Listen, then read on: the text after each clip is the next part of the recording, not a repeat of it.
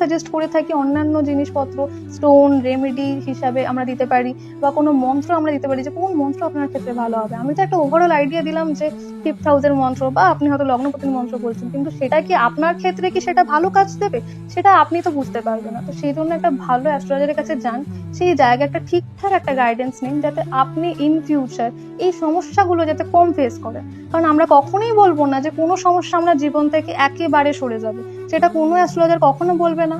আমি আগেও বলেছি, আমি আবারও বলছি যে আমরা কখনো পারবো না কোনো একটা প্ল্যানেট লাঠি দিয়ে সরিয়ে দিতে আপনার ছক থেকে, কেউই পারবে না। যদি কেউ বলে থাকে সে ভুল বলে, যদি কেউ বলে থাকে যে আপনার জীবনে সব সমস্যার সমাধান হয়ে যাবে, সে একেবারে ভুল বলে। আমরা বলতে পারি যে সমস্যার সমাধান কেন, সমস্যা থেকে আপনারা যেন বেরিয়ে আসতে পারেন, আপনারা কিছুটা আমরা আপনাদের ফল যাতে আমরা খারাপ ফল যাতে কমাতে পারি। কারণ আমরা ফিউচার বদলাতে পারি না, কিন্তু আমরা রাইট পাথ আমরা সাজেস্ট করতে পারি যে আপনাদের কি করা উচিত, এখন আপনার কি প্রেডিকশন নেওয়া উচিত। এই সমস্ত কিছু একজন অ্যাস্ট্রোলজারের কাজ।